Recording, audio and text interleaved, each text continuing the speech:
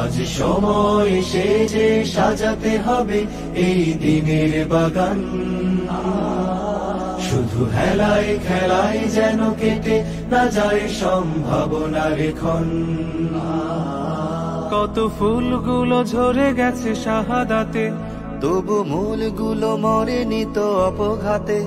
কত ফুলগুলো ঝরে গেছে শাহাদাতে, তবু মূলগুলো মরেনি তো অপঘাতে। মুক্তির সূর্য উদয়ের লগ্নে তারই আয়োজন আজ করেছি, আমরা শিবির গড়েছি।